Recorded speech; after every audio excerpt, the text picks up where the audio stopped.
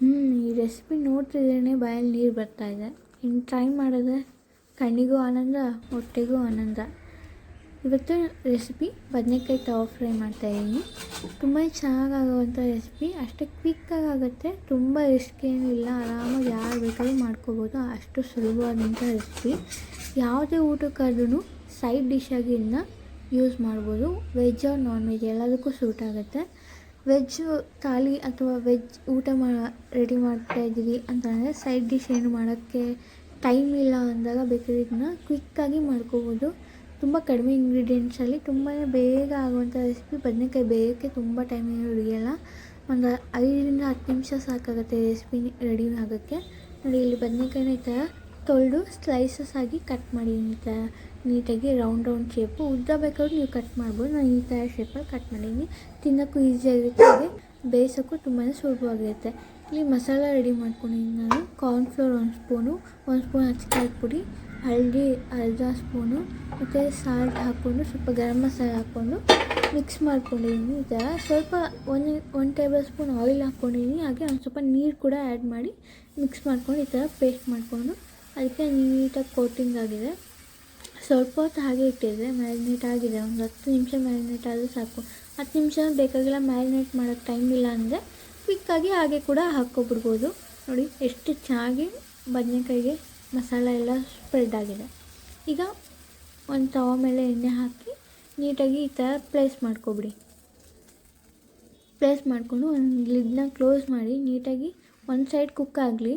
ಬದನೇಕಾಯಿ ಬೇಗ ಬೇಯುತ್ತೆ, ತುಂಬ ಏನು ಟೈಮ್ ಹಿಡಿಯೋಲ್ಲ. ಇದಕ್ಕೆ 5-10 ನಿಮಿಷ ಸಾಕಾಗುತ್ತೆ ಈ ರೆಸಿಪಿ. ಮ್ಯಾರಿನೇಟ್ ಮಾಡೋಕ್ಕೆ ಟೈಮ್ ಇಲ್ಲ ಅಂದರೂ ಕೂಡ ಜಸ್ಟ್ ಹಾಗೆ ಮಿಕ್ಸ್ ಮಾಡಿ ಇದಕ್ಕೆ ಕೋಟ್ ಮಾಡಿಕೊಂಡು ಫ್ರೈ ಮಾಡಿಕೊಂಡ್ರೂ ಆಗುತ್ತೆ. ತುಂಬ ಚೆನ್ನಾಗಿ ಬರುತ್ತೆ ರೆಸಿಪಿ. ಬದನೇಕಾಯಿ ಅಂತೂ ಬೇಗ ಬೇಯೋದ್ರಿಂದ ನಮಗೆ ಟೈಮ್ ಕೂಡ ಸೇವ್ ಆಗುತ್ತೆ, ರೆಸಿಪಿ ಕೂಡ ಬೇಗ ಆಗುತ್ತೆ. ಸೈಡ್ ಡಿಶ್ ಆಗಿ ತುಂಬ ಚೆನ್ನಾಗಿ ಬರುತ್ತೆ, ಯೂಸ್ ಮಾಡ್ಕೊಳ್ಳಿ. ರೈಸ್ ಸಾಂಬಾರ್ ಜೊತೆಗೆ ಅಥವಾ ಯಾವುದಾದ್ರೂ ಒಂದು ಪಲಾವ್ ಜೊತೆಗೆ, ಎನಿ ಡಿಶ್, ಯಾವ ಡಿಶ್ಶಿಗೆ ಬೇಕಾದ್ರೂ ಇದನ್ನು ಸೈಡ್ ಡಿಶ್ ಆಗಿ ಯೂಸ್ ಮಾಡ್ಬೋದು. ಆಮೇಲೆ ಸ್ನ್ಯಾಕ್ಸ್ ಟೈಮ್ ಕೂಡ ಆಗುತ್ತೆ. ತುಂಬ ಬೇಗ ಬೇಯೋದ್ರಿಂದ ಟೈಮ್ ಕೂಡ ಸೇವ್ ಆಗುತ್ತೆ. ರುಚಿಯಾಗಿ ಕೂಡ ಇರೋದ್ರಿಂದ ತುಂಬ ಖುಷಿಯಾಗಿ ಆರಾಮ್ಸೆ ಯಾರು ಬೇಕಾದ್ರೂ ತಿನ್ಬೋದು. ಸಾಫ್ಟಾಗಿರೋದ್ರಿಂದ ಮಕ್ಕಳಿಂದ ದೊಡ್ಡವ್ರವರೆಗೂ ಯಾರು ಬೇಕಾದ್ರೂ ಈ ರೆಸಿಪಿನ ಮಾಡ್ಕೊಂಡು ತಿನ್ಬೋದು. ನೋಡಿ ಎಷ್ಟು ಚೆನ್ನಾಗಿದೆ. ಕೆಲವರು ಬದನೇಕಾಯಿ ಫ್ರೈ ತುಂಬ ಇಷ್ಟಪಡ್ತಾರೆ ಬದನೇಕಾಯಿ ರೆಸಿಪೀಸ್ನ. ಅಂಥವ್ರಿಗಂತೂ ಇದು ಹೇಗೆ ಮಾಡಿಸಿ ರೆಸಿಪಿ ಅಂತಲೇ ಹೇಳ್ಬೋದು. ನಾನು ಟ್ರೈ ಮಾಡಿದ್ದು ಫಸ್ಟ್ ಟೈಮ್, ಬಟ್ ತುಂಬಾ ಚೆನ್ನಾಗಿ ಬಂತು ರೆಸಿಪಿ. ಫಸ್ಟ್ ಟೈಮ್ ಟ್ರೈ ಮಾಡೋದ್ರೂ ತುಂಬಾ ಚೆನ್ನಾಗಿ ಬಂತು. ನಿಮಗೆ ಇದು ಸ್ವಲ್ಪ ಕ್ರಿಸ್ಪಿಯಾಗಿ ಬೇಕು ಅಂತಂದರೆ ಸ್ಲೈಸಸ್ನ ಒಂಚೂರು ತೆಳ್ಳಗೆ ಕಟ್ ಮಾಡ್ಕೊಳ್ಳಿ. ಆಮೇಲೆ ಅದನ್ನ ನೀಟಾಗಿ ಫ್ರೈ ಮಾಡಿ, ಪ್ಯಾನ್ ಮೇಲೆ ನೀಟಾಗಿ ಫ್ರೈ ಮಾಡಿದ್ರೆ ಸ್ವಲ್ಪ ಕ್ರಿಸ್ಪಿಯಾಗೂ ಬರುತ್ತೆ. ಕ್ರಿಸ್ಪಿಯಾಗಿ ಏನು ಬೇಡ ಅಂತಂದವರು ಈ ಥರ ಸ್ಲೈಸಸ್ ಮಾಡ್ಕೋಬೋದು. ನೋಡಿ ಎಷ್ಟು ಚೆನ್ನಾಗಿದೆ.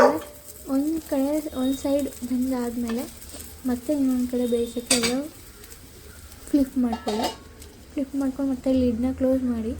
ನೋಡಿ ಇಷ್ಟೇ ಆಗೋಯ್ತು. ಇಷ್ಟೇ ಚೆನ್ನಾಗಿ ಫ್ರೈ ಆಗಿದೆ. ನೋಡಿ ಇದಂತೂ ಕ್ರಿಸ್ಪಿಯಾಗಿ ಬಂದಿರೋದು, ತುಂಬ ತೆಳ್ಳಕ್ಕೆ ಇದ್ದಿದ್ದರಿಂದ ಕ್ರಿಸ್ಪಿಯಾಗಿ ಬಂದಿರೋದು. ನೋಡಿ, ಬೇಕಾದರೆ ಬಿಸಿ ಅನ್ನ ಮಾಡಿಕೊಂಡು ಬರೀ ಈ ಸ್ಲೈಸಸ್ನ ಹಾಕ್ಕೊಂಡು ಮಿಕ್ಸ್ ಮಾಡ್ಕೊಂಡು ತಿನ್ಬೋದು. ತುಂಬ ಸ್ಪೈಸಿಯಾಗಿರೋದ್ರಿಂದ ರೈಸ್ ಜೊತೆಗೆ ಕಾಂಬಿನೇಷನ್ ಆಗುತ್ತೆ. ರೈಸ್ ದಾಲ್ ಜೊತೆ ಕೂಡ ಇದನ್ನು ಕಾಂಬಿನೇಷನ್ ಮಾಡ್ಬೋದು. ಏನೂ ಮಾಡೋಕ್ಕಾಗ್ತಾಯಿಲ್ಲ, ತುಂಬ ಟೈಮ್ ಇಲ್ಲ ಅನ್ನೋರು ಇದನ್ನ ಕ್ವಿಕ್ಕಾಗಿ ಮಾಡ್ಕೋಬೋದು. ತುಂಬಾ ರುಚಿಯಾಗುತ್ತೆ. ಟ್ರೈ ಮಾಡಿ, ಖಂಡಿತ ಹೇಗಿತ್ತು ಅಂತ ನನಗೆ ಕಮೆಂಟ್ ಮಾಡೋದು ಮರಿಬೇಡಿ. Thank you so much for watching.